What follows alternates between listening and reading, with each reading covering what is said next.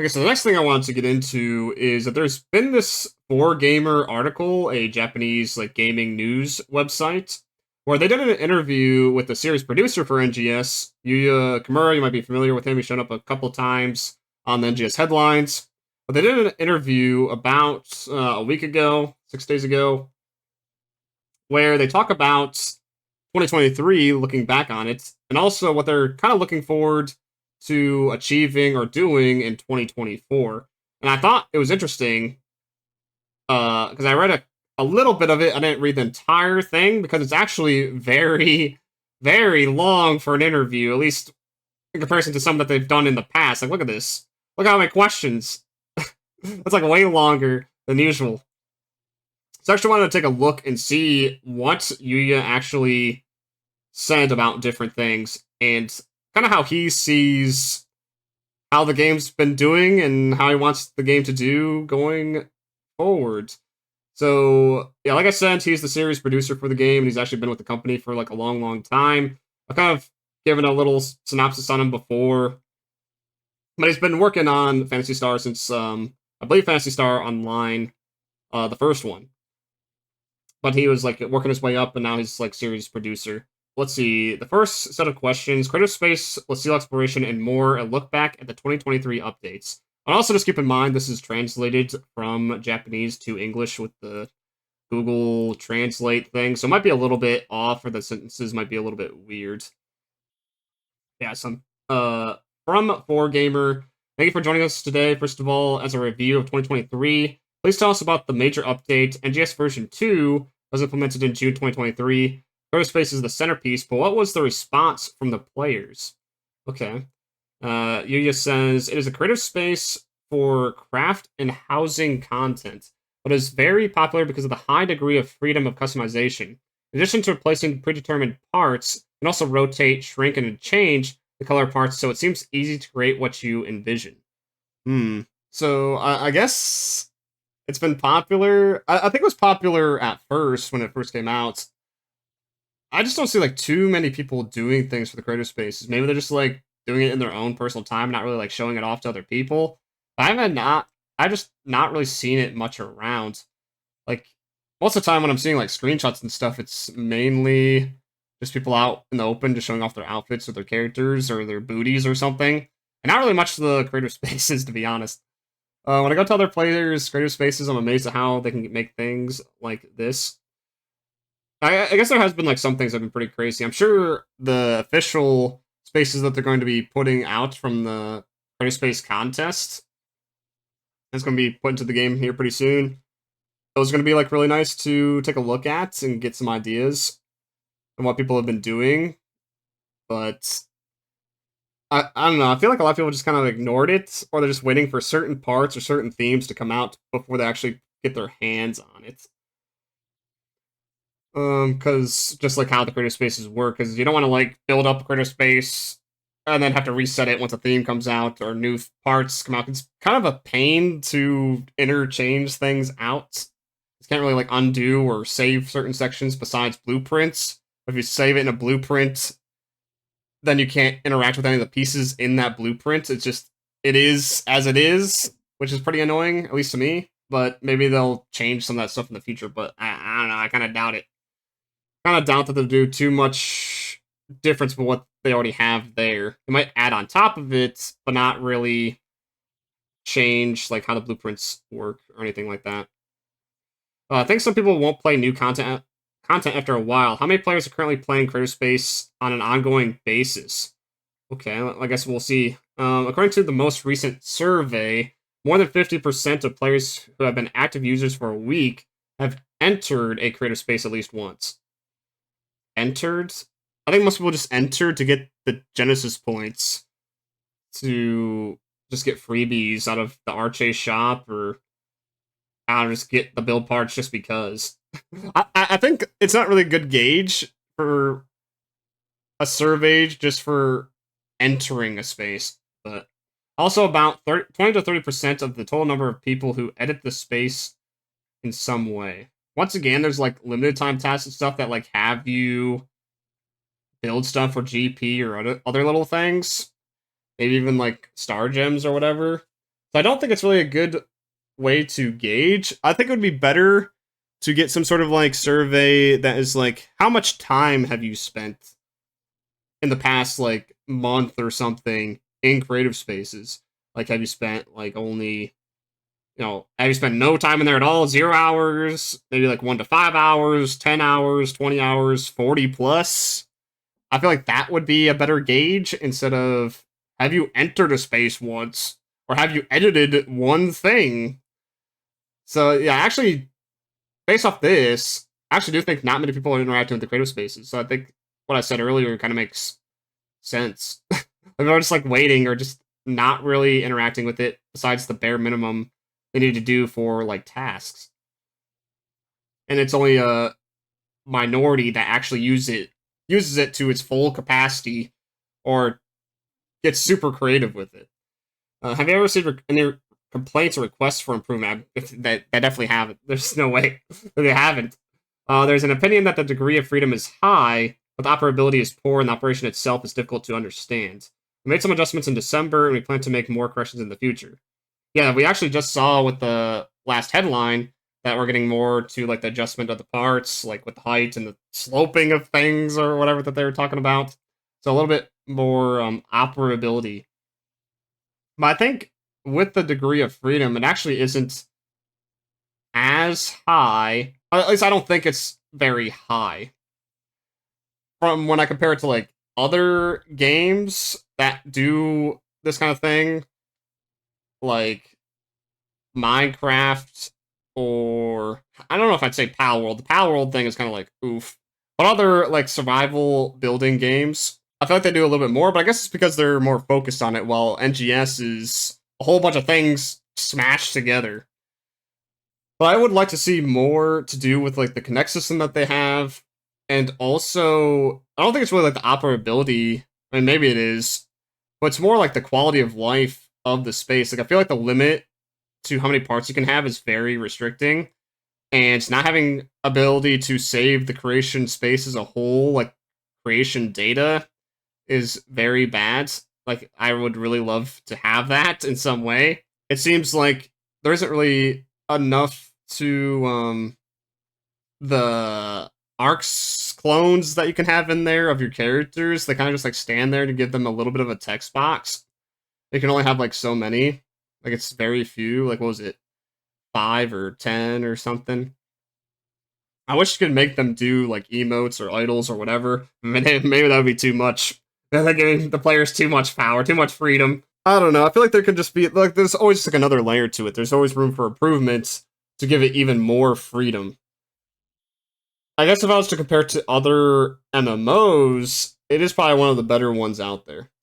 Because typically you can get like housing and stuff in other games. But like with Final Fantasy like 14, for instance, it's just like putting little decorations in your house, from what I understand, for the most part. And a lot of it, you have to do like an auction to actually get the house or apartments or whatever. You have to keep putting money into it, otherwise you lose it. So that's much different than an NGS where you get to just have a space always at all times. You have to worry about it disappearing. And then other games just like have like little houses and stuff, but there's nothing like the Connect system or maybe even placing clones of your own character. But I think just the biggest difference for me is that Connect system where you can make different interactions between the parts themselves. I think that's what makes the creative space stand apart from other things that are out there. But let's see. Personally, I'd love to see the creative spaces of other players with different ships.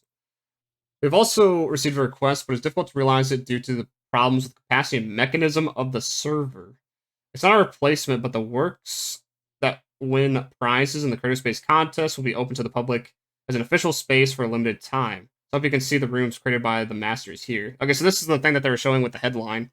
Yeah, those winners are going to be put into the official spaces, but I guess for like a limited time, not permanent. So you'll be able to visit them for a little while. And that's currently their only way of being able to do that. Besides you just having a character on another ship and just going to them. Can't no universal ship stuff, I guess. It's too hard for them in NGS, but is okay for them to do in base game for whatever reason.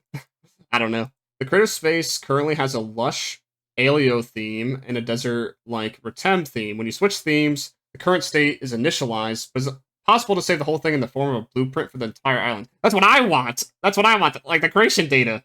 That's exactly what I want. Okay.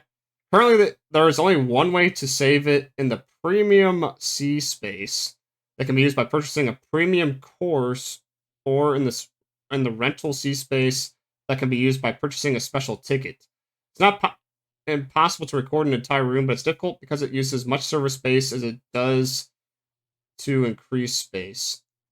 Okay, I feel like this is poorly translated by the Google Translate, but I'm guessing what they're saying is the only way to have like another space or to not get things reset right now is to just get another creative space, either through premium or through a rental creative space that you have to keep spending real money to have. So that just sucks.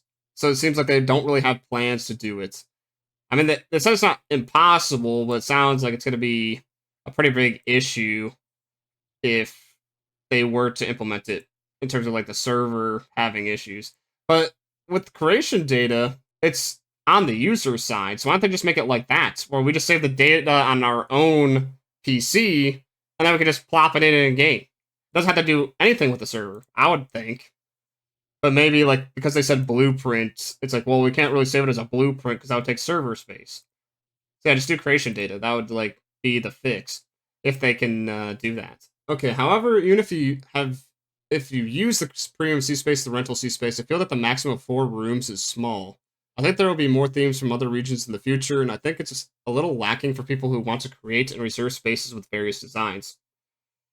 Yeah, they're going to have the Caveris theme very soon, on January 31st. We're planning to increase the number of slots as rental C spaces. In the future, when new themes are added, we are considering adding slots at the same time. So they're just going to keep adding more rental C spaces. And more rental C spaces. So if you want to have all the themes all at once, you have to keep spending AC, and then keep spending AC. You don't get permanent creative spaces, you have to rent them. Like renting an apartment in real life. Oh my god. That sounds so bad. Like, I guess I understand because it takes server space, but it just is painful. I just don't really like renting things in a video game. I mean, I guess like there's subscription stuff, but this is just a creative space. It's just one space. Maybe it's just like not for me, and other people would be willing to do it. But that could add up to a lot of money. Because they're adding another one with this next update, with the Caveris theme. It sounds like every time that they add a theme, there'll be more. So, like, you can already buy, what, 3 rental spaces? 3 or 4 rental spaces? And that's going to be, I think, was it like $10 per? For 30 days? Maybe a little bit less. It might be a little bit less than that. I don't remember because I never bought it. I don't think I'm ever going to buy that. But that seems kind of silly. Seems silly to me. But that's like the only thing that you're getting as part of it and nothing else. Next, let's talk about combat content. Ooh. The contents for core players are Dark Phallus Saurus. Yes, the Dark Phallus. Dark Falls Solus, I'm guessing. And Lucille Exploration. But the hurdles to participation are high. And I feel that conflicts between players have arisen. Yeah, this is where people are getting on each other because, like, some people are geared and have been playing a lot, maybe more skilled or whatever, and I see other people in there that are, like, brand new in the same quest, and they don't like them being there because it's going to make the quest take more time, or maybe even not get a full completion. This is a problem that has been around since the days of PSO2. Some players may want to demand high equipment and player skill from other quest participants. Sometimes people even go as far as to say that is essential. There's a conflict between those who say it and those who say it. Wait, what? Basically, both sides of the situation, people are arguing. Brand new players suck. I don't know. I think the only way to really fix it is to have the battle power system be more balanced and actually make sense. That'd be one way. Or also go back to base PSO2's thing where there's multiple ranks for a quest that makes sense based on level, and they all can give good drops that are relevant. It's just that like there's very high difficulty ones that you need to be crazy cracked out for, and there's ones that are a little bit lower that you could still get benefit from, but you don't have to be nearly as cracked. I think that would be like the best way of going about it. But the problem with base game PSO2 was that it was level only, like it was just a level requirement. But with NGS, you have the BP. So, like, theoretically, it could be better if, yeah, the BP system wasn't broken. If it wasn't just some arbitrary number that doesn't really mean anything because you can get more BP out of having less potency or having no potency and just get into things. Like, I did a video a while back where I got into Lucille Exploration when it was first, like, a thing with negative potency. I got in there with negative potency. Yeah, stupid dual augments, you can do it that way. I didn't even do it with dual augments. I just did it with other random stuff. And yeah, I had negative potency and got into Lucille, which should not be the case at all. It should not be the case at all. So they really need to take a look back at the BP system and start balancing things again. And I'm not saying for these quests there needs to be a high requirement. There never should be, unless if it's a very hard quest, like the 4-man Darkfall Aegis or the 4-man Darkfall Solus. But for things like UQs and LTQs, it shouldn't really be that high requirements, but you should have something. You should have something. But a lot of the times, like, I'm not even talking about, people using Argenti or Tistant things, the things that were handed out in the last month. I'm talking about people that are using random armors, sometimes even octo armors, that are just barely enhanced with no augments on them, or random augments like Might 1, or some other stuff that gives like no potency. And sometimes those augments give potency, but not even for the weapon that they're using. Yeah, Rainbow Armor setup or whatever. Like, something needs to happen there. Or they shouldn't be getting in with like 0 potency. There should be like some sort of minimum there. Like, potency should be more favored than what it is. Because there's some augments that give more BP that have the same kind of stats on them, but they're less stats. And I'm talking about Dominas, like Ale Domina and Red Domina, that for some reason gave like 10 BP, but only had like 1 or 1.5% potency. There's also, yeah, Sovereign Wards. Most people didn't really go for that, though, because it was hard to make. That's still kind of annoying to make to this day. But that is also another thing where that gives you like 10 BP, but it gives you no potency and just increase to status ailment resistance, which isn't really much of a problem in NGS, at least at the moment. At least not enough to where you'd actually want to use them. But they're not that much of a detriment to have status ailments on. Yeah, minimum potency requirement would be nice. The thing with that, though, is it would have to check in some way what class you are. Because you could have a high potency in something, but then it might not be for the weapon that you're actually even going to use. So it's a weird situation. Maybe like you would just allow it. Maybe most people wouldn't have the weird potency, but I have seen plenty of times people with wands or jet boots use melee potency thinking that weapon uses, the melee potency and not technique. Because in their mind, it's like, well, it does melee attacks. Surely melee potency works for it, right? Like, nope, sorry to say. You have to re-aug now. You have to get different gear because that actually isn't how it works. I mean, it's not like the game really tells you, at least not in a very good way. But yeah, I think that's like the biggest issue, is like the BP balancing. And just like bare minimum requirements, at least in most people's eyes. It shouldn't be very bad, like where you need to like min-max for every single encounter in the game. But for things that are actually hard, have a little bit more of a requirement there. And for things that are max level, have some sort of minimum that is already established, like the Argentian of Tistant, which gives you about 130% potency. So you should, at a minimum, have like 100% potency for level 80 content. Or something like that. So even if, giving you the benefit of the doubt, like for some reason, if you didn't have, like 130, you at least had the hundreds. But let's move on to the next thing. The position of local rules and the backlash against them. NGS has a combat power that expresses the strength of a character. The idea is that if a character exceeds the combat power set for each quest, they're ready to participate. I think it's emotionally unavoidable to be frustrated with players who aren't as good as you. However, it is clearly wrong to complain directly to the person or to expose such a person on social media. Oh boy. Yeah, I'm guessing people have been doing that. Like, you piece of shit, you have, like, no gear. Look at this guy. Attack him, block him, report him. The common power of the players participating in the quest has reached the conditions set by the developer. So even if it is unavoidable for us developers to express our opinions, we'd like you to stop being aggressive to the participants. Since we are all the same arcs, it is our hope that the arcs will get along with each other. Yeah, it is nice to hope, but it isn't just going to happen.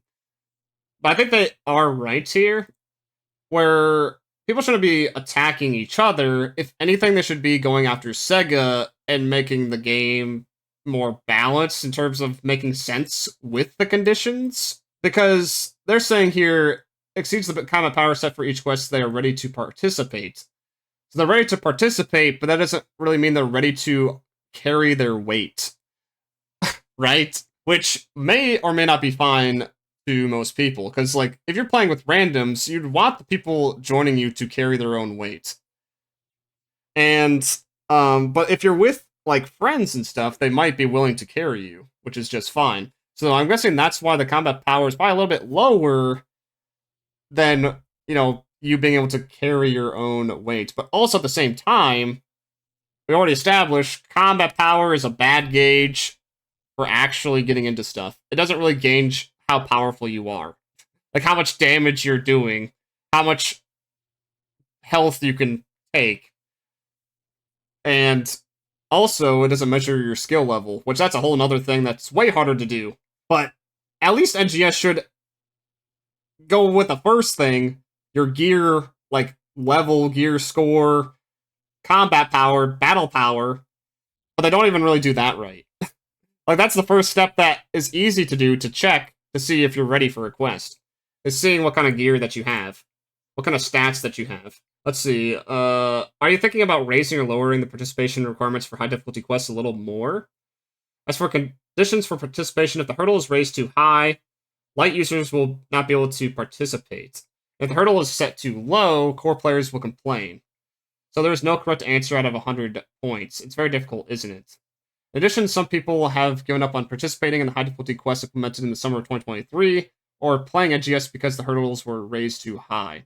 Therefore, in order to create an environment in which it is easy to increase combat power, we've been taking measures to raise levels since around October. I mean, for me personally, I never had an issue really getting into quests, but I'm just like one person. But in my humble opinion, I don't think it's very hard to get into any content besides the 4-man content that has recently come out. Like, even if we didn't have the Argentia or Tistant stuff, there was already a whole bunch of, like, freebie things that you could get into if you knew about it. But that's the problem. The game doesn't really tell you anything. It doesn't tell you anything. It just throws you into the mess and expects you to know what is going on. Because before the freebie gear that came out, you could get a Neos Astrian for free if you were a new player. You could just go to Geolab rank 2, get the 5 Aegis Integra. You didn't even have to really complete the quest. You could like put on all of the positive modifiers or whatever, or just fail it. No matter, it doesn't matter. As long as you just do it, then you get the 5 Aegis Integra for an Astrian to then just upgrade that. And then for the armors, I guess if you didn't get into Lucille yet, the game already gives you armors with like the red boxes. Like I would probably go for the ones in Stia, at least prior to the F-Distant thing. Like I would get the red box Stia armor and use that and slap that on and then just upgrade it a little bit. And then you should have no issue getting into Lucille, which then Lucille allows you to get LC Augs, and then also the Octo armor, and then the Verschmells, and then you're good to go. It's like there's just like little itty-bitty steps that were already there, but I don't know, like people nowadays just had a problem like with doing mid content. Like they don't want to go through the steps, they just want to go straight to the end. They gotta be at the very, very end. It's not even like this game has much of an end game anyways, so I don't even know why people want to skip all that stuff, or them seeing the hurdles as being that high. But I guess if you didn't know about the GeoLab Rank 2 thing, like how would a normal casual player tackle it? Like a new player? What do you guys think? What would they be using? I mean, in the main story, you're given, what is it now? I mean, it was Revita before, but it's something else now, like at the very beginning of the game, that is upgraded to a certain amount already. And with that weapon, its potential is free. You don't have to spend any materials or any Meseta. You can get it to level 6 automatically. So I would say using that, and then afterwards in Retem, they give you an evil coat that you can upgrade. To upgrade that, though, it does cost materials and Meseta. So, honestly, I'd still just use the beginning weapon because I wouldn't want to waste my resources on the evil coats, but if I was a new player, I'd probably use the evil coat because I wouldn't have any idea. It's like, oh yeah, here's a game throwing something new at me. So this must be the next thing to upgrade into, so I would do that. It also gives you the armors at the very beginning of the game. It also gives you a Catalia armor that's pre-upgraded with the evil coats, I believe. So I would do that. And I'll just like keep moving from region to region, doing the main story. And the way that I typically play is that I also get all the collectibles along the way. So I'd be getting the red boxes. So I'd be getting the red box armors, which I may or may not upgrade when I get them. So like when I get to Stia, I would be getting those red box armors no matter what. But I guess the game doesn't really point you into a good direction in terms of a weapon to use in the midway point, besides the evil coat. It's like, what would you use after that? Would you use a Clawfist weapon with Infernium? You wouldn't use Synquum, no. Definitely not Synquum, no. Definitely not. I think Clawfist is an option that players would see with the Infernium exchange, because they don't give you any other weapon in the main story, besides now Argenti. I don't know if that's going to be permanent or not. But yeah, I guess, like, if they want new players to have, like, an easier time getting through the mid-level things, they just need to have, as they already have in the main story, give them pre-upgraded stuff along the way. But if the Argenti and Eftisant things aren't permanent, because it looks like they're not, because they're in the limited time task section for whatever reason, but with no end date, if they are just going to go away at some point, then it makes the problem worse. Because it's only available for new players for a certain duration, and then the new players after the fact are going to get screwed. They're going to get screwed. Same with the seasonal gear. The seasonal gear, also limited, so if you play during that time, then you get pre-upgraded stuff, but if you're not there, then you're screwed again. So I think they just need to continue adding pre-upgraded stuff, so new players don't have to stay as long in those sections, and then it'll be fine. But they still need to like go through some of it to be able to learn the game, kind of get used to the classes, get used to the skills, use how the game plays before they're just shoved in to the end game content. And I think that's what's mainly pissing people off, is like new players are just getting into this stuff without really doing anything in the game, not learning their classes, not knowing how to upgrade or do anything, and they have to like carry them. A good chunk of the time, they're probably failing the quest or not fully completing with Seal, as they would with somebody that knows what they're doing, that's been playing for a while. I guess like having a better new player experience of teaching people how to play more hands-on, and also giving them a little bit more upgrades along the way to teach you all that in the tutorial. A lot of the tutorial is click here, click there, not really telling you why. They don't tell you about potency, really. They don't tell you about most of the stats. They tell you to throw on like a stamina 1 onto your fucking shit. And they tell you nothing about the differences of armors. They tell you nothing about the differences of weapons. They tell you nothing about the modes along the way, or what you can get out of those modes, unless you actually look for yourself. Then I'll say, oh yeah, this would be a good mode at this point to do. You should go check that out. They just mainly say, do more main story, do more main story, do more main story. Oh, look, you're out of main story. All right, here you go. Go creative space. I don't know. This is how I felt when I played the game again recently. Because I made a new account, like, a couple months ago, and that's how it felt to me. is I just kept getting pop-ups every 2 seconds that I'd rather just click X on and not read, because it just happened every 2 seconds. It was every 2 seconds that it happened. Pop-up, read more of this, read more. It wasn't hands-on. It was just shoving a whole bunch of text in your face. And that was it. That was it. So it's like, technically, it's there, but the worst way to really teach people in a video game is just having them read a wall of text. And that is what NGS does, is walls of text over and over again for the first few hours. It's much better to actually hands-on do it and show them why it's good to do that. You love it. Like, some people actually read it. I read it, but that's the minority.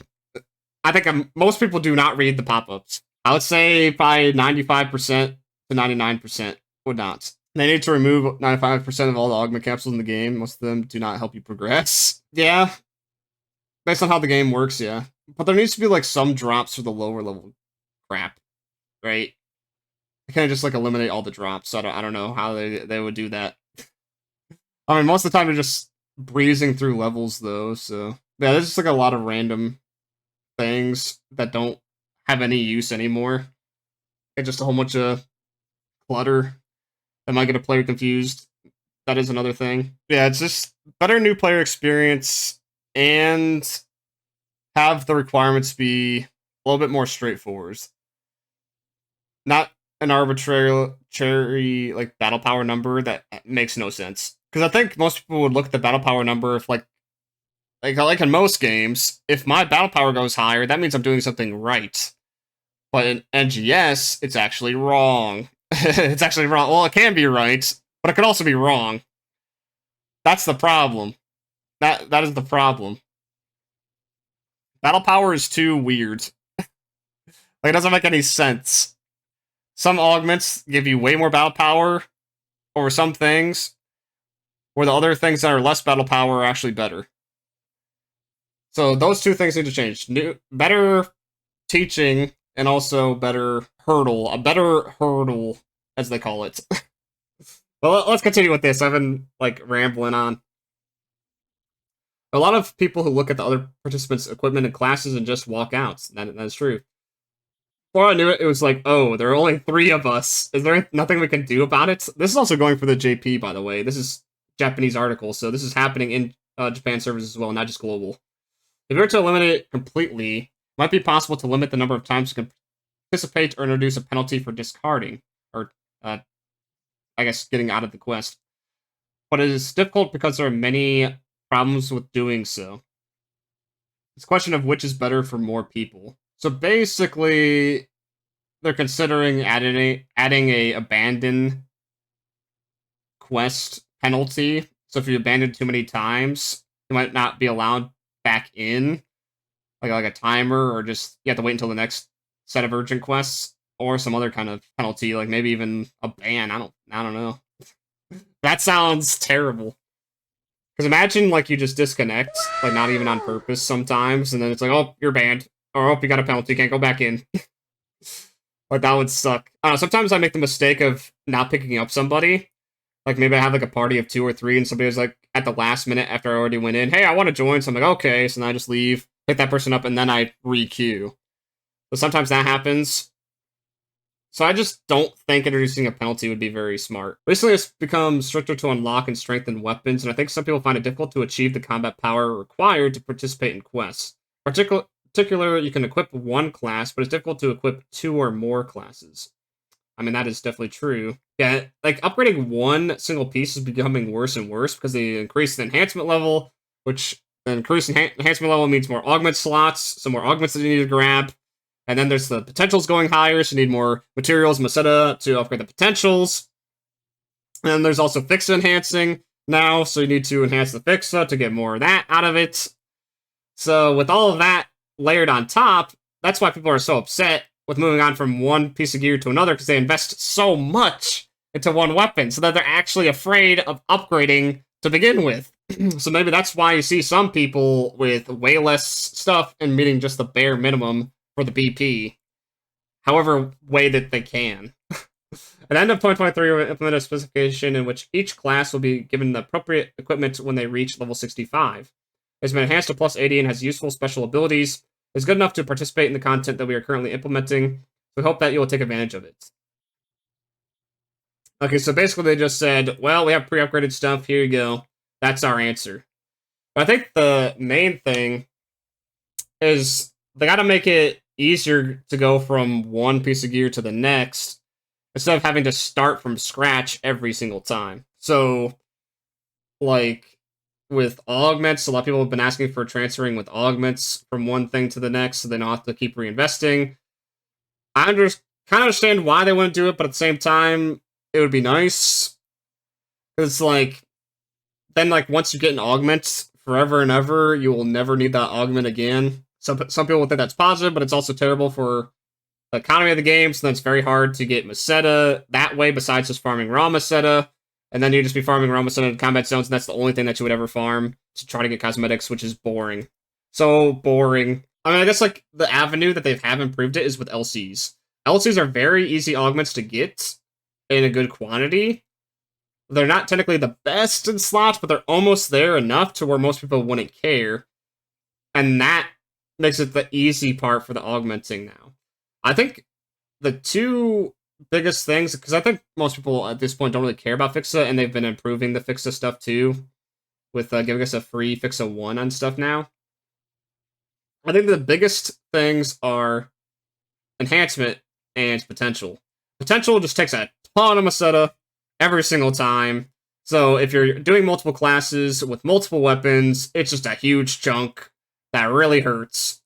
But enhancement might be even worse because you need all of those Prim 2s and whatever, and you're clicking through all the different menus. And I think with some new players that don't understand Prim 2s exist, or like they're the things to use, they might be using like regular gold prims or silver prims, or even just regular gear to try and enhance to the max. And also with that, there's the limit breaking. So limit breaking, you need the arms refiners and more Meseta to get through that too. And it's just so many layers on layers on layers on layers that it's just so annoying. It's like when you actually finish it, you don't want to do it again for months and months because it just takes so much out of you. So much Meseta, so many augments, so many materials, resources. And you have to do that for a weapon and 3 armor pieces. I personally think they should get rid of limit breaking completely. I think that would be the first big step, get rid of limit breaking, or at least make it so each rarity just gets past a certain amount. They kind of did that before.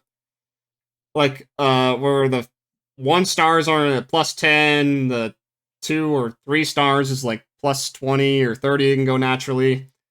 And then like the 4 stars too. And then after a certain point, it gets to plus 40 automatically, and then plus 50 automatically, but it stopped at plus 50, I'm pretty sure. Like, currently we have to limit break 3 fucking times for everything, and I think that's too much. I think things right now should get to, like a 10 star should get to plus 70 automatically, and you limit break it once. For maybe 9 and 8 and 7 stars, they can go to plus 60 automatically. Oh, I already mentioned the potential costs. Yeah, like, the Meseta is huge.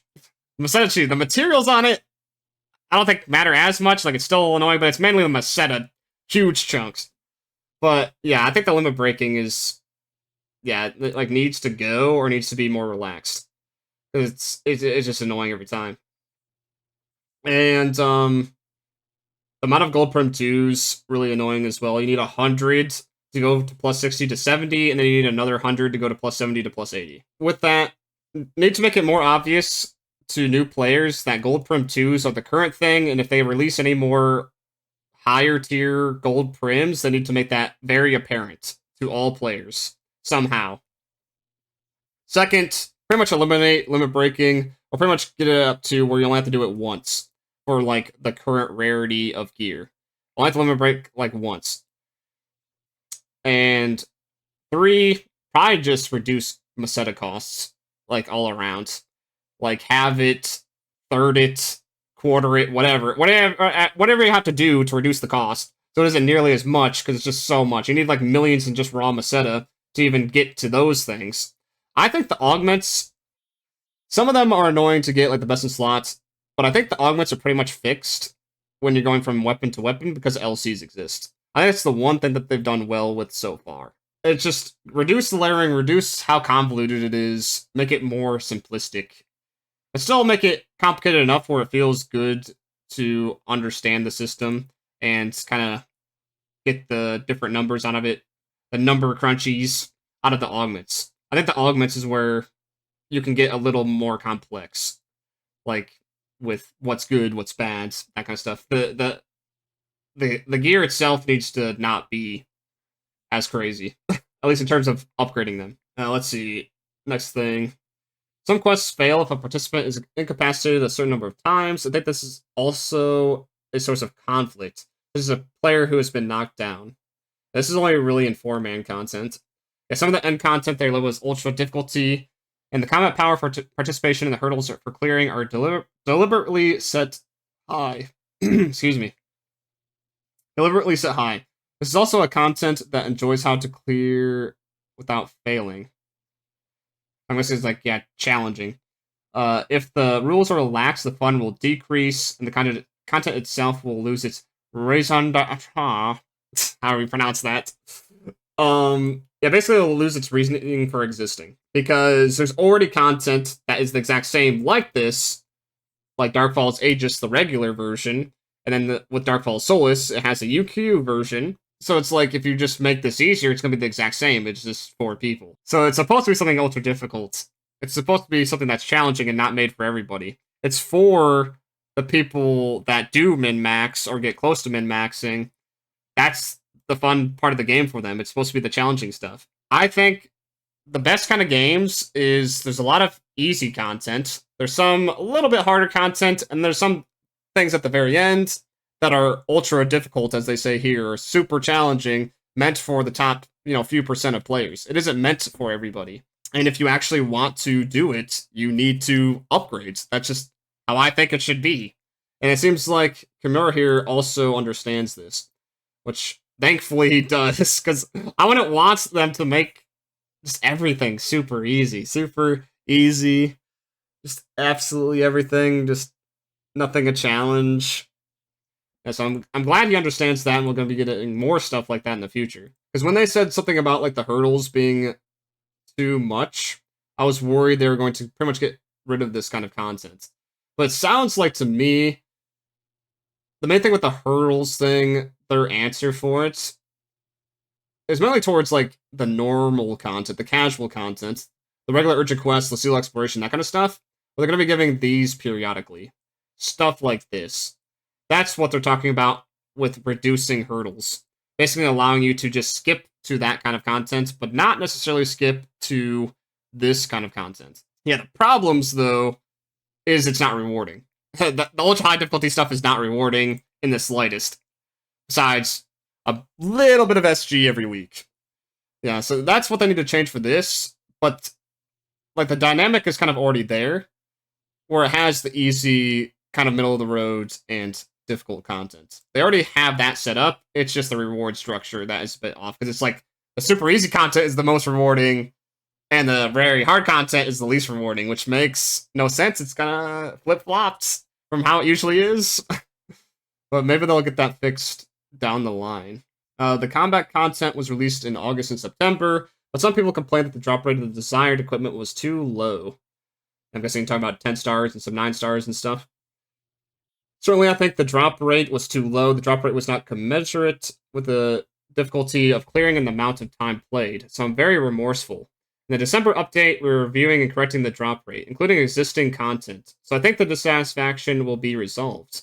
I think the only answer that they've really done is random campaigns that don't last forever. They give you some random boost of rare drop rate that seems to still not be enough to actually get something, even if you farm it for weeks. And the other answer is giving you a plus 100% RDR boost for 1 hour in an NEX Cube exchange. So I don't know if it's really fixed. And I don't think the drop rates are really changed. They just kind of change, only for limited periods of time. and that's it. The Relic series, the Relic series of rare weapons was added in the past, but it had a very low drop rate when it was introduced. I remember that there were not so many complaints about this, but is this Tisah series lower than this? The drop rate itself was about the same, but the players' reactions were very different from those of Relic. I think another problem was that the content to get Tisah was more difficult than Relic. That was not the case at all. There's no way. There's absolutely no way that is the case. Yeah, that's a lie. There's no way. Like, it wasn't about the difficulty of the content at all. Like, people were willing to farm out Tisah, no problem. And people were doing content like crazy. But from what I understand, Relic was... Like, some people were getting a few Relics every single week when they were farming, like, a shit ton. Like, you could kind of guarantee yourself a Relic, at least once in a week, if you farmed like a madman. I mean, I didn't get one personally until like the end of the Rotem era, like when Kavaris was about to come out. But from what I understood, most people got a Relic to drop. While Tisah, most people have not gotten one to drop, even to this day. I've gotten now 3 to drop, but that's only in the last few weeks when there was boosts going on. But people were getting Relic without boosts going on, and way less boosts as well. So to me, this makes absolutely no sense. And also, Tisah was what priced at? Like when it first came out, like 100 million or something like that. But then Relic, you saw a ton of them of each and every weapon. It was only like 20 mil. There's just like no way the drop rate was the same, unless the people were just somehow getting way luckier. The first Tisah was like 200 mil. Yeah, 200 mil. Yeah, that's right. It was 200 originally. I think it just started changing when an alternative came out, which was for Schmelz. And I think that's what did it. That's what it was, is Relic had alternatives that you could use at the time, while Tisah had no alternatives. The only 9-star there was when Tisah released was Tisah. Relic, you could use that, but you could also use the Gothica, what are the other two? Quintel. Yeah, Gothica, Quintel. There's also Griaga. Closing out was a little bit later. Fivla, there we go. Gothica, Fivla, and Quintel were out right away. I believe Griaga was as well. I'm not 100% on that one. But there was 4 other options besides Relic that were out. So you could use any of those, and it would be comparable to Relic. So maybe that's why Relic was less, is because people didn't really care to get that little bit of increase, and would just use other weapons. And so Relic was able to build up its shop, and people would buy it at like a decent price. I use Quintel personally, because I got a Fixa 5 of it. But yeah, a lot of people use Griaga for like the extra boss damage, because that's what people cared about the most, is the extra potency against boss enemies. But with Tisah was the only 9-star for the longest time. Variacool is the most recent seasonal weapon. Monarch is the buy to skip weapon, which wasn't out at the time until recently. Melik is also, like, what, a few months old? But yeah, Tisah came out with version 2, and it wasn't until Verschmelz came out in August, a few months later, that there was another 9-star weapon. So there was a few months of just this, so everybody was trying to get at it, at least for those that cared about getting a weapon like that. There wasn't any alternatives, for the longest time. That's why I didn't see the price drop, because people were willing to pay the super high price for a jump from an 8-star to that, because look at this. Almost 100 attack difference, which is pretty significant. And the potency kind of depended on the potential, because there's multiple potentials for Tisah. But yeah, I think most people just stuck with the Neosastrian because there's just like no hope of this, and there was no other alternatives for the longest time. And that's why people were more upset with Tisah than Relic. If what he said is true, and the drop rate itself was the same, or about the same. But I just can't believe that there's just no way. Because it also just seemed like there was just more. I don't know. But yeah, what else we got? I've heard that the 10-star Flugelguard series, which is currently the highest star rarity, has a higher drop rate than those. Yes, we've increased that. Wait. you have a higher chance of getting the 10-star than the 9-star Tisah. Then how the hell have I gotten 3 Tisahs and not the 10-star Flugelguard series? What the hell? How? How have I not got a 10-star? But the 10-star is higher than the 9-star. Wow. Wow, okay. That makes a lot of sense, Sega. That makes a ton of sense. I look at the equipping percentage of players every day, and it's also going up. About half the drops are equipped, and the other half are used for enhancements or in my shop. Oh yeah, that's another thing. That's probably what's eating up some of these things, too. Is people are now using other weapons of the same thing to increase their fixes, when that didn't used to be a possibility with Relic. So it's eating up a lot more of the market. Because people that are whales are trying to get the max Fixa. I wonder if that's what it is. It's like, that isn't necessarily because, you know, it's more or less rare. It's just people are wanting more of the same weapon for Fixa. But when did Fixa Enhancement come out? It wasn't at version 2, was it? I mean, that's like what the problem is now, though. Why 10 stars have stayed at their price for the longest time. I mean, now they're pretty low, all things considered. Okay, it came out with Lucille. So that probably even ate up more to Saz even then. But at least at that point, there was an alternative. There was for Schmells, which you could earn for yourself relatively easily. So I think that's the only thing that they really need to do is, like, when they come out with these weapons, if they don't want people freaking out and getting mad at them, they need to have a rare thing, a chase weapon, but then they also need an alternative that they can get with some kind of guarantee, or it's a very easy drop chance. So it seems like now we're going to have that with the 10 stars, because now the Rayar series is coming out. But I think they just need that right out the gate, if they don't want people to get mad. Like, I can go for the Rayar, or I can get the Flugelguard, or I can get both if I'm crazy. Go crazy, go stupid. But I think they actually do need to increase the drop rate now because enhanced preset skill exists. Because people are going to be wanting more of the same weapon to enhance for the Fixa. So that they need to increase the drop thing, because there's just going to be those whales that eat up all the weapons. All the gear. And we don't get a chance. What else do they got to say? When Tisah first came out, I didn't see it as much as I wondered if it really existed. That was true. It was like nothing in there for a while. There are almost no listings in your shop. Yes, I'm aware that there was a mistake in the drop rate setting at that time. At the very least, I think it should have been more relaxed in August. Okay, so he says right here that the drop rate was absolutely terrible for Tisah prior to August. So for a few months, it was bad.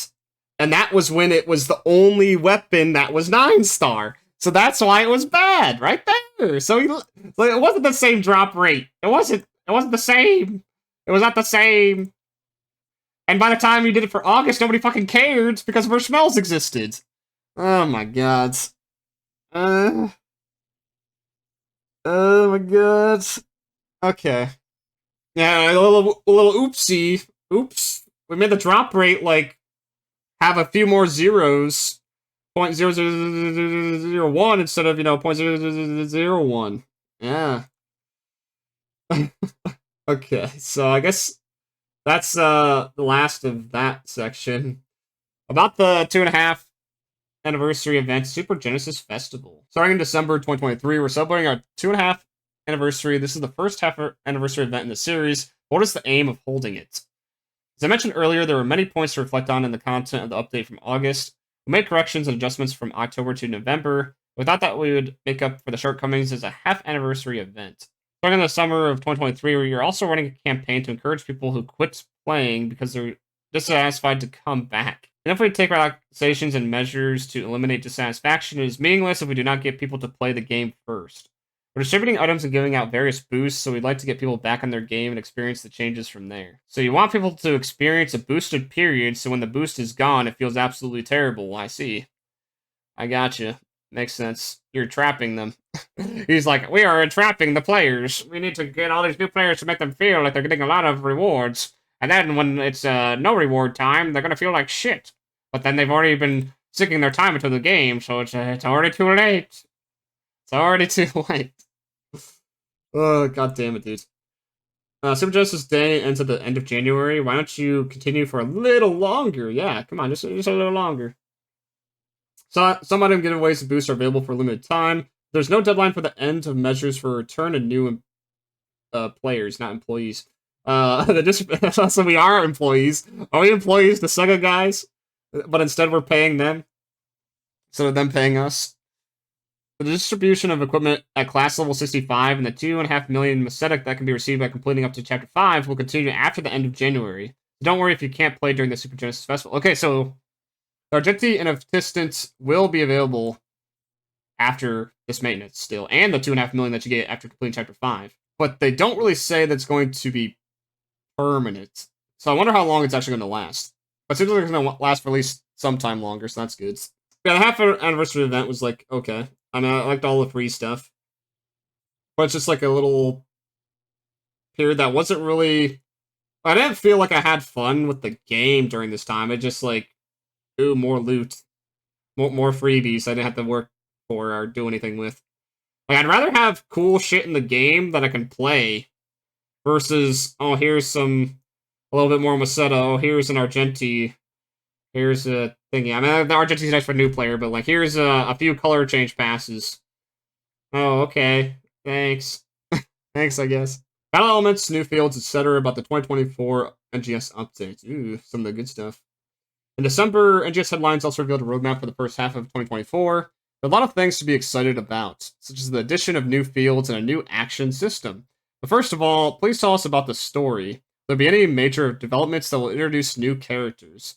Well, we know with the next thing of Chapter 6, we're getting a couple new characters, I guess, that are under Ina. I don't know if they're going to be significant in any way, though. I can't answer in detail because it would be a spoiler. However, there are no story quests in Chapter 6, so we will be releasing story quests in January 31st. Updates. What? Personally, I'm interested in the world of NGS. In Chapter 5, I thought that there was a lot of excitement with the appearance of Zafeto, or Zafet. But in Chapter 6, the story was centered on human drama. I guess it was just a little random drama that didn't make any sense, and it was just like a side story that nobody cared about. Like, I felt like there's maybe like 2 things that were like okay, and that was about it with the entirety of Chapter 6. Chapter 6 is just like blah blah blah, no one cares. Chapter 6 seems to be a return to the groundwork. Of course, the story of the world that continues from Chapter 5 cannot be left alone, so it will unfold in the future. Basically, they're buying time. Basically, the story's actually going to continue from the new field in Chapter 7. Chapter 6 is fucking nothing. Thanks. Thanks for understanding. I'm curious about the aftermath of Zafeto's departure. Next, I would like to ask you about the class. There are so-called unpopular classes and weapon types that are not used very often. Are there any changes that will change the gameplay in the future, such as the renewal of the Bouncer in the December update? Received a lot of feedback from players about Bouncer's dual blades, so we made a big move based on that. It won't be as big as the Bouncer, but we're going to do 1 or 2 more class adjustments every few months. Okay, guess it's kind of like what they're doing with Gunner and Ranger. Not something as crazy as Bouncer rework, but a little bit more to them, changing a few PAs, some class skills, buffing it a little bit. That seems like the only reason for like Chapter 6, though, was just to somehow transition Ina and Manon into new roles. And they didn't really know how to do it, so they kind of just did it in some haphazard way. Bouncer has changed a lot in terms of how it feels and how it feels when attacking.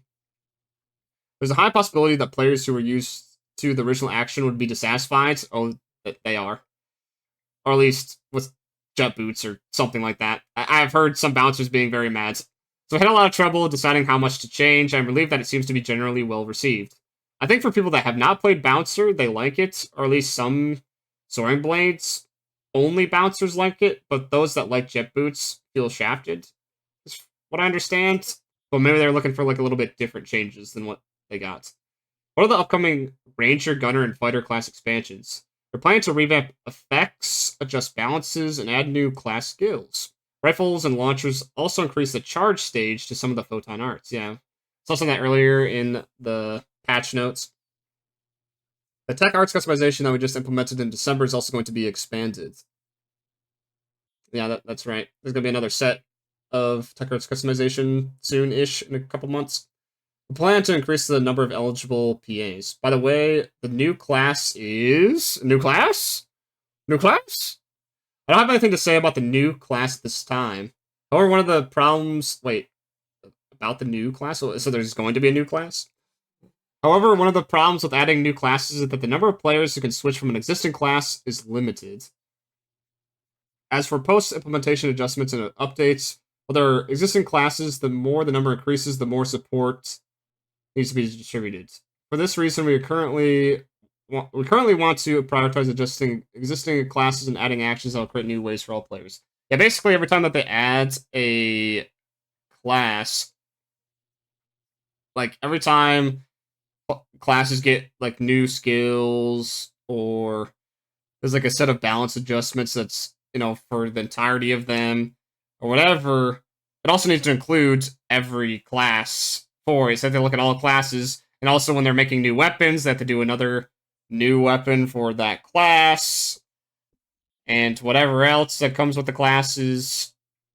So just like more work every single time, and if they keep adding to it, it's going to be more and more work on a company that's already pretty slow with NGS already. So if they're going to add more to it, it's going to be even slowing more things down.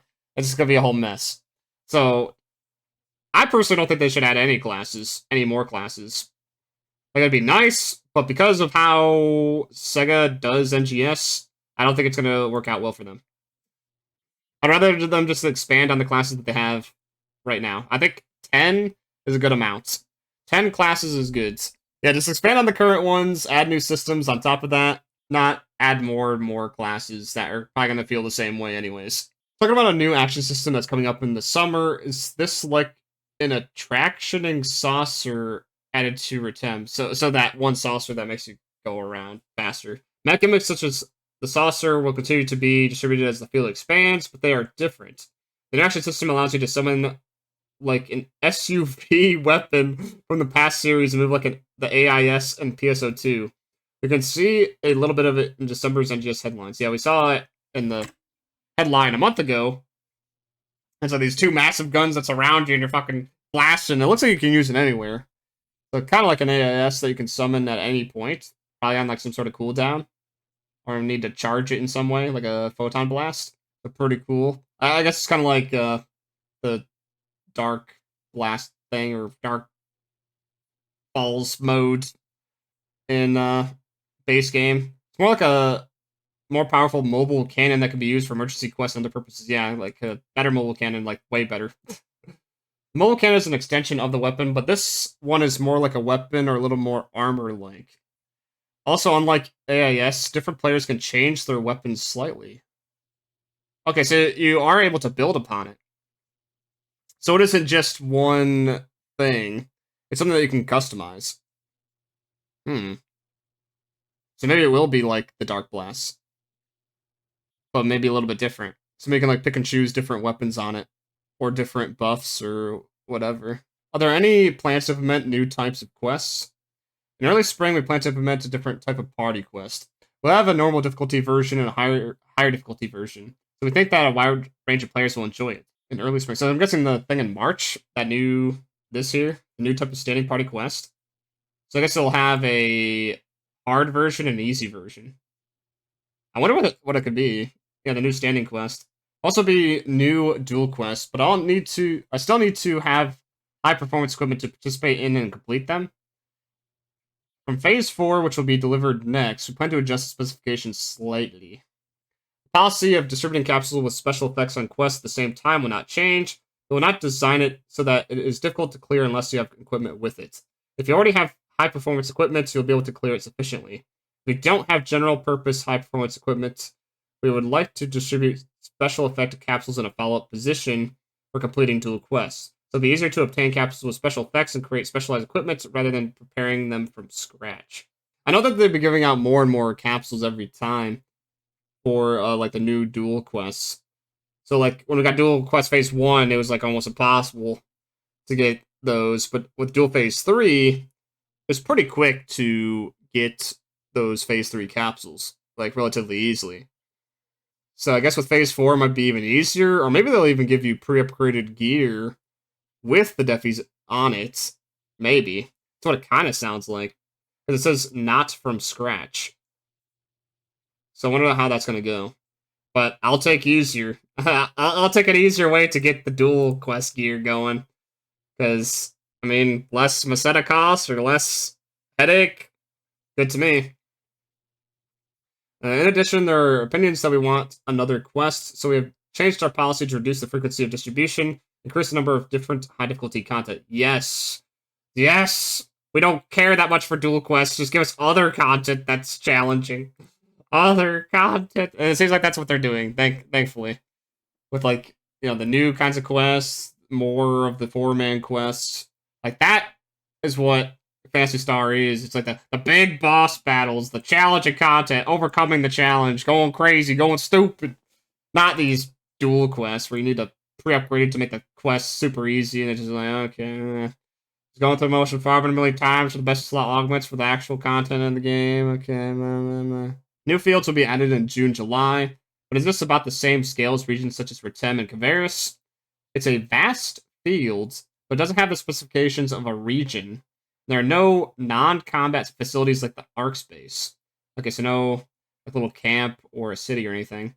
But it's not as small as Lucille. There's an urban field that seems to exist in a world view. Is it in any region? No, it is not included. I showed you a little bit about this in NGS headlines, but this is related to the story. Some of you may have guessed that it's something related to the worldview. So it's not as big of a region, but it's bigger than Lucille. So is it like a quest you go into then still, like Lucille? Or is it like just a smaller region? I'm trying to understand. Because I'm kind of like thinking exploration zone in some way, but it's only an exploration zone. Or maybe it's like an exploration zone and like a combat zone, but that's like it. That we play a place we just teleport to.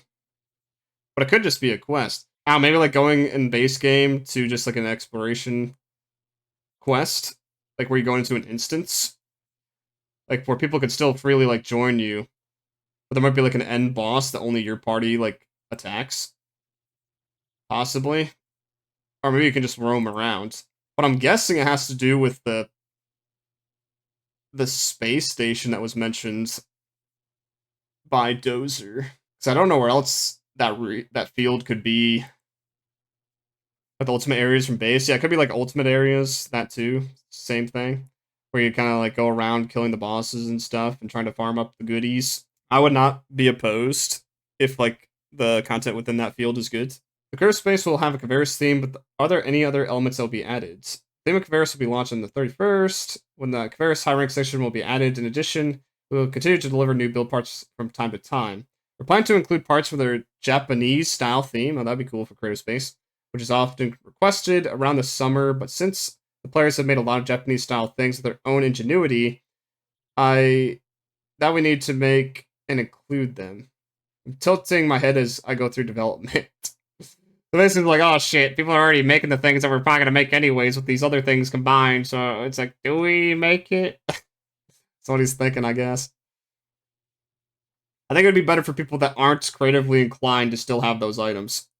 That want those items. You often see Japanese-style buildings and shrines in rural towns. That's right, some of the staff members have learned the rules of Japan architecture and how to frame wood professionally when they were students.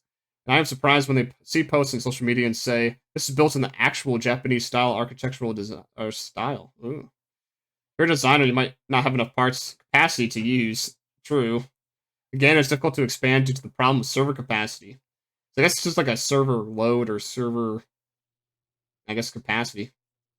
They don't want to give you too much because it would put a strain on it. In the creative space, NGS official VTuber Popona was distributing videos. Come to think of it, Mr. Popona, it's supposed to be Mrs. Popona's position has changed a lot.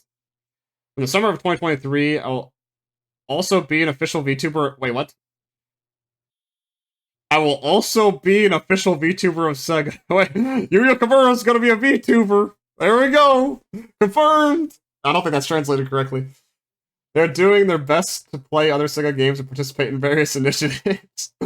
I am a VTuber who was born in the wake of the Phantasy Star series, so I hope that he will be active in various ways. Please support us. I'm guessing they're talking about Popona.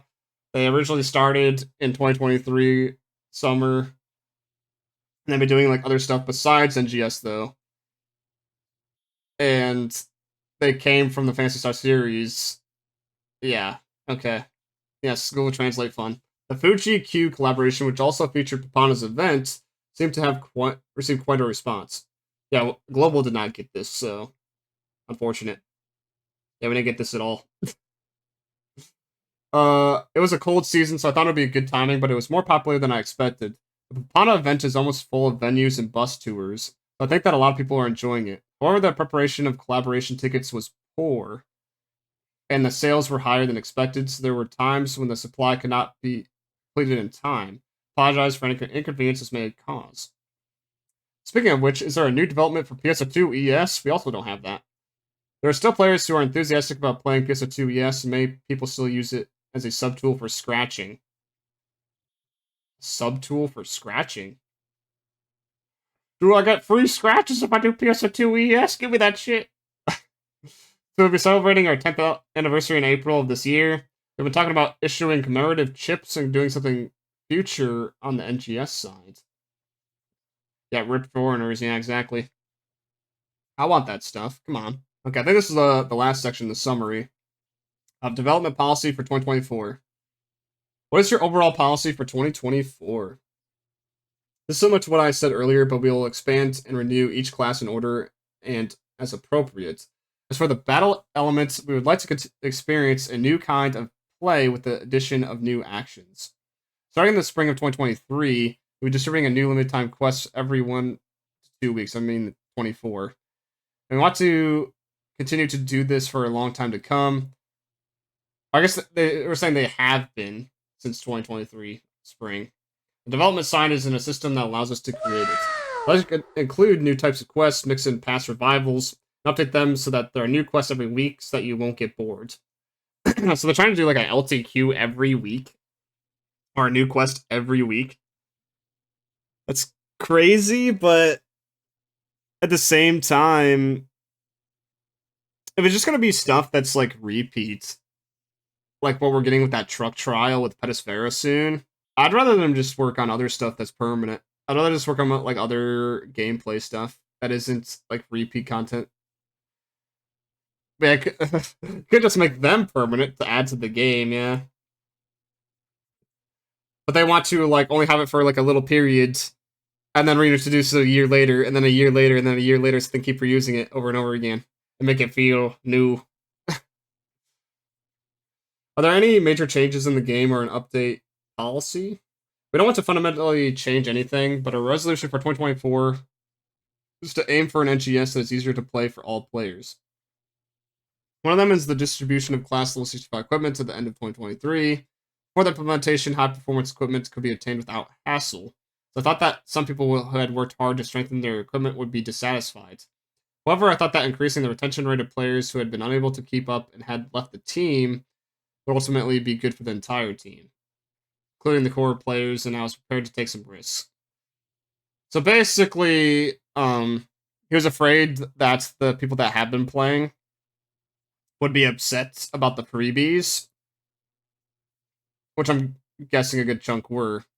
I mean, even I was a little bit upset about it, but then when it came out, I was like, it isn't as crazy as I thought it was going to be. So, I mean, it's like, when you hear free 9-star and all of it pre-upgraded, so like plus 80 and stuff, in my head, I was like, okay, is this going to be just better what I just spent upgrading all this with? But in reality, when it came out, it wasn't as good. It's kind of garbage. It's kind of garbo. At least for if you care about, like, 10 to 20% damage difference, which is pretty good chunk. But it was more garbage than I thought it was going to be, and it wasn't better than what I had. So I was okay with it. But other people maybe not have been, even when it came out. But it seems like he was taking the risk to retain new players or people or returning players, which I don't know if it worked or not. I'm guessing it did something. I mean, I have seen some new players with the festival events, but I don't know if it's because of the freebies or if it's because they just marketed harder. Because I saw a lot of marketing about the festival and stuff on like Twitter, even on Facebook, and there's probably other places. So I don't know if like just the name got out there more. It might have been just a combination of things. Yeah, I would just like them to, I guess, like keep this kind of equipment though, not make it limited time. Just have it permanent. Like every so often through the main story, have some freebie gear that isn't like ludicrous, but something that keeps them up as long as they just keep playing the main story. I guess like no, just keep doing that. I was gonna say the problem could be, maybe some equipment that they would come out with would be too strong for that current like when the main story comes out. But I mean, they could just make it not that strong. It's easy as just making it not that strong. Just make it kind of like Argenti, where it's probably like the worst of the 8-star, but it isn't, or the 9-star, but it isn't that bad. Like it's still, you can still technically do all content if you have the skill. It would just be better if you had the other 9-stars or 10-stars or whatever. So just keep doing that along the way. Make it permanent additions, not limited. I think it'll be fine. That can retain people. Because then they don't have to upgrade a million different weapons and gear with millions and millions of Maseta along the way and get frustrated. Right? I do think there needs to be some sort of intermediary between where you get the evil coat and Retem and this level 65 gear. I feel like that's too much of a gap. Because you get the Retem thing at like level 20, and you're getting this thing at level 65. That's like 45 levels. Like, sure, technically you could get that fast with main story, but that leaves too big of a window for a new player to potentially upgrade into something and waste a ton of things. And then feel like they got shafted. Like, oh, there's actually this thing that I didn't know I was getting. Technically, it's in the limited time task section as soon as you start the game, but maybe somebody wanted to see that. I mean, there's like so many things popping up at you that there's a good chance that you just wouldn't see it or wouldn't pay attention to it. You're just following the main story, following what the game's telling you. It's been very helpful when you're playing a class that isn't your main class, that as well. It also helps with trying out other classes at an actually good potency point and not starting from scratch every single time.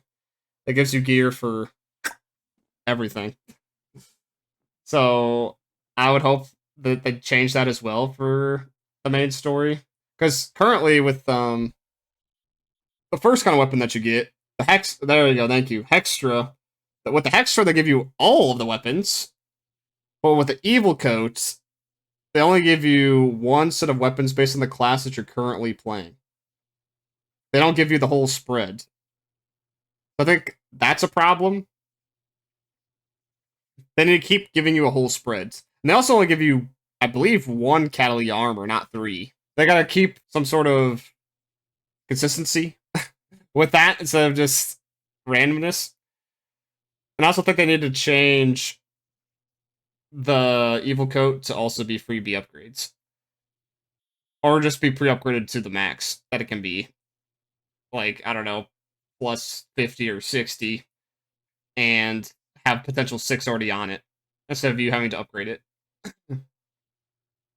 Notice that when playing with your girlfriends, yeah. It's kind of annoying. Because, like, that's still an early point in the game, too. So, like, you may not even want to stick with the class that you're playing at that point.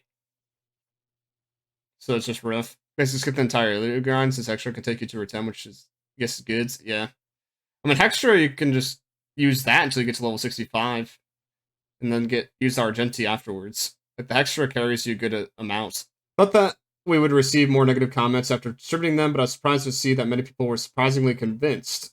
We also received comments that made it easier to touch other classes, and that we should try to create new characters, so I'm glad that we did it in the end. Yeah, I think the main reason why most people were convinced about it is because it established a new minimum for people of that level. and people getting into like Lucille and all the other in-game content. So they wouldn't have something like 50% potency or something. Like they actually had like 130% potency, which people are happy about because they would rather want randoms that they're going into content with to actually have some decent gear versus very, very shitty gear where they're somehow still getting in with the bare minimum battle power. They'd rather have somebody with this freebie stuff versus some trash so they can actually do the content. And that's, I think, why they're convinced. In terms of equipment, will the policy of obtaining the rarest weapons through rare drops continue in the future? We're also thinking of releasing weapons like the KSR series, which is created by collecting materials. It's something that you can be sure of getting if you take the time. Well, we already know what that is. It's the Rayar weapon. The 10-star KSR. So yeah, pretty much the same. Doesn't need another weapon for it. Yeah, it needs Icicle Orb 2s, Icicle Cube 2s, and regular Icicle Cube, I guess, 1s. So that's going to be a thing. I wonder if they're going to continue with that, though, through the rest of the rarities. I hope so. The standard way to earn Maseta, which is required to upgrade equipment and more, is keep killing enemies in Retem Alnoth, I'm guessing is what that's supposed to be. Do you have any plans to adjust this? There are no plans to respond at this time? What? What does that mean? Wait, what? So, actually, no plans? There are no plans to adjust this? You must farm Retem forever. I don't see it as a problem, per se. Not that we don't see it as a problem, but as a response, we were thinking of improving the efficiency of other combat sectors. I think there are many people who go to Retem Alnoth because they're used to it, but if there are people who enjoy it, I think it is not a good idea to put your hands on it. Yeah, just Alnoth that they're saying. Okay, so yeah, Alnoth. So basically they want to improve the efficiency of other combat sectors, but they don't want to harm Alnoth at the same time. I think that's probably the best way to approach it, is to not just keep nerfing Alnoth into the ground, but improve other combat sectors. Which, that Crimson thing in that headline today, I think it's one of the better things to do to have people switch around with combat zones that they're doing. I think it's a better idea than what they're giving it credit. I guess we'll see when it happens.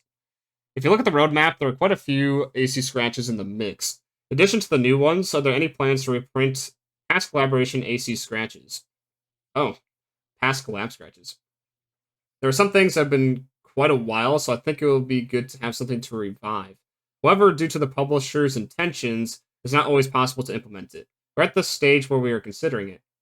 Also, maybe we'll get some past collabs back. It just depends on the collaborators, the publishers behind those collabs. So, may get some, may not others, because they'll just refuse. Yeah, maybe in the future we'll get some returners, maybe with some NGS spec items. Does the high frequency of collaborations affect the pace of other content development? It doesn't have any impact, that's good. Even if there were no collaborations, AC Scratch was originally done on a regular basis, so it wouldn't affect the pace of development of other content. Yeah, it seems like it's just another replacement for, if there was going to be an AC Scratch there, it's kind of like the same thing. I think it will have a slight impact if we release collaboration quests and collaboration enemies like we did with PSO2. But the moment the NGS collaboration is mainly AC Scratch. A slight impact? If it's only going to be a slight impact, please give us collab quests and enemies, please, for the love of God. Please. Please. I want more than just scratches with the collabs. Oh my God. So they're thinking about it. It's in their brain. It's going around with what they're talking about. It's in their bubble, their sphere. They just need to do it. Yeah, exactly. Make them mean something more than just a scratch. I don't want to just look like the character. I want to interact with the characters. I want to do some quests, kill some enemies from those collabs. Go crazy, go stupid. It's AC Scratch, but I personally like to see more outfits that look like plain clothes. I'm wondering if there will be more natural outerwear like jackets implemented in the Edwin collab. That was another JP only thingy. But they have been coming out with more plain clothes. I mean, there was a recent AC Scratch that we had that was plain clothes, and I think it seems like we get one like maybe every once a month or every other month. So it's been more. I think the number of plainclothes has increased quite a bit, but is it more? In the summer, I put out outfits like t-shirts and casual things. I feel that there are too many of them. So I guess Kimura doesn't like the casual stuff. He wants something different. We've also received feedback that we want something more in line with a worldview or something that feels like science fiction. I guess that's true. Something that fits the sci-fi, the futuristic fantasy star feel. They have different costume preferences, and that is true. I think that the proportion of plainclothes is increasing in AC scratches in 2023. However, in the future, I would like to release a good balance of plainclothes, kimono, and science fiction. Well, you do a lot of this. I don't think much of this. Definitely do a lot of these. Yeah, it would be nice to see some more of this. Maybe even some other things besides these three things. There's more than just this, this, and this. Finally, do you have a message for the arcs? Oh, the last thing. Thank you for playing NGS in 2023. Some of the big topics of the year were the addition of the Dark Phallus Aegis.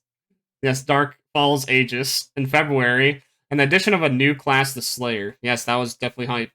In April.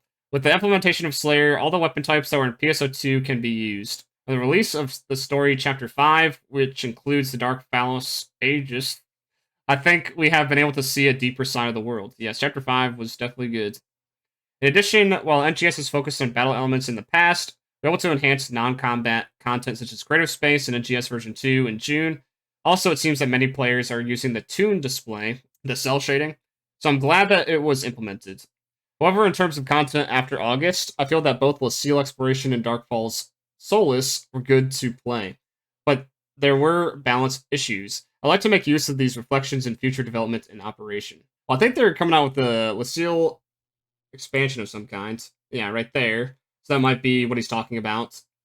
And I think for like the Dark Falls Solace thing, they're just coming out with more ultra high difficulty quests that maybe they'll make adjustments for. Hopefully, with rewards. Hopefully, please. Yeah, so they're gonna reflect that in future development operation. In the future, we'll aim to be an NGS that can be enjoyed not only by existing players, but also by new and returning players. The Super Genesis Festival will continue until the end of January, so please invite your friends and have fun together. Thank you for your continued support of NGS in 2024. Thank you very much for your time today. And there we go. So that was the entire interview. That was quite a bit. I think we went for at least an hour. At least. Like an hour and a half, 2 hours. I don't even know. I think that gave a lot of insight into what Sega knows, or at least Kimura knows, and what their thoughts are on each individual thing. Some of it I agree with, some of it I definitely do not. Like, or I think they have the wrong idea. And there's definitely some things that I would like to see change that kind of were teased at with the 4Gamer, but I don't think they wanted to be like too rude about it or too forward about it in this interview, because I mean they asked a lot. But I think they're kind of like poking here and there when it came to like the hurdles thing and the strengthening thing, but they didn't really get too good of an answer. At least not an answer that I wanted to see. It's like, yeah, they're coming out with the pre-upgraded equipment, but also that doesn't really address the issue of like upgrading actual equipment all the time, or the rarity of things, or whatever. Like, some of it just didn't make sense. But what I do like though is the current future developments of, more challenging content, expanding on what is already here, expanding on the classes, Lucille, other stuff, new field finally, story quest that I hope is actually going to be story, them changing up the dual quest to actually not come out like every other month almost, and them being a little bit more relaxed since they were just tuned towards Defi augments. Basically, all that kind of stuff. It seems like it's going to be a better NGS. It's just, once again, you gotta wait for it. Once again.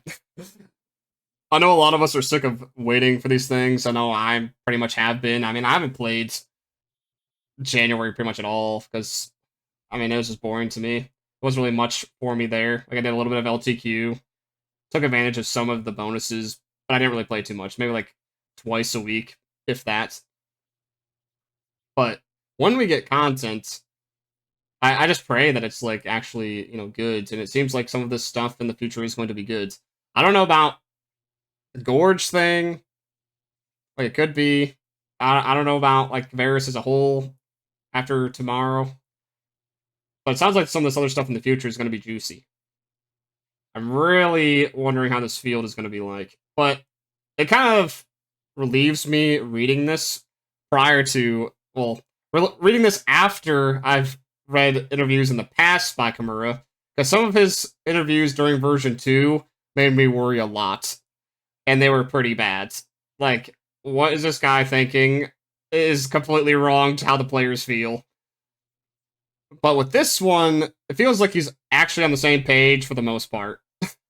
And it makes sense. I like where it's going. It gives me a little more hope that Kimura understands what is going on and what doesn't work and what works. It's just like, when is this stuff going to happen, right? When are the balance adjustments going to happen for all of the classes, for the content, for rewards, for the changes of equipment, all that stuff? I want to now. I want to now, god damn it.